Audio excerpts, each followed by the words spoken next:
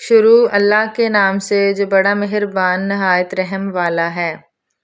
عبداللہ ابن مسعود رضی اللہ تعالیٰ عنہ ہر جمعرات کے دن لوگوں کو وعظ سنایا کرتے تھے۔ ایک آدمی نے ان سے کہا، اے عبد الرحمن، میں چاہتا ہوں کہ تم ہمیں ہر روز وعظ سنایا کرو۔ انہوں نے فرمایا، تو سن لو کہ مجھے اس امر سے کوئی چیز مانع ہے، تو یہ کہ میں یہ بات پسند نہیں کرتا کہ کہیں تم تنگ نہ ہو جاؤ، اور میں وعظ میں تمہاری فرصت کا وقت تلاش کیا کرتا ہوں، جیسا کہ رسول اللہ صلی اللہ علیہ وآلہ وسلم اس خیال سے کہ ہم کبیدہ خاطر نہ ہو جائیں، وعظ کے لیے ہمارے اوقات فرصت کا خیال رکھتے تھے۔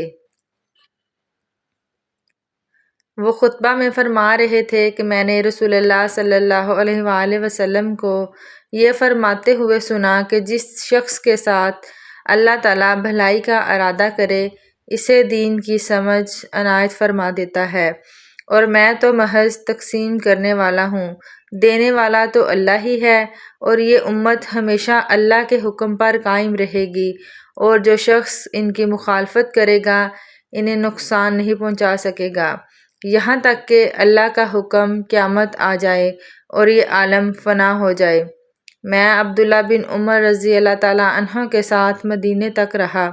میں نے ایک حدیث کے سوا ان سے رسول اللہ صلی اللہ علیہ وآلہ وسلم کی کوئی اور حدیث نہیں سنی۔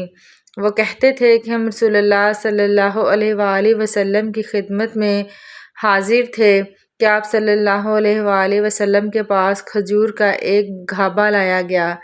اسے دیکھ کر آپ صلی اللہ علیہ وآلہ وسلم نے فرمایا کہ درختوں میں ایک درخت ایسا ہے، اس کی مثال مسلمان کی طرح ہے۔ ابن عمر رضی اللہ تعالیٰ عنہ یہ سن کر میں نے ارادہ کیا کہ عرض کروں کہ وہ درخت کھجور کا ہے، مگر چونکہ میں سب سے چھوٹا تھا اس لیے خاموش رہا۔ پھر رسول اللہ صلی اللہ علیہ وآلہ وسلم نے خود ہی فرمایا کہ وہ کھجور ہے۔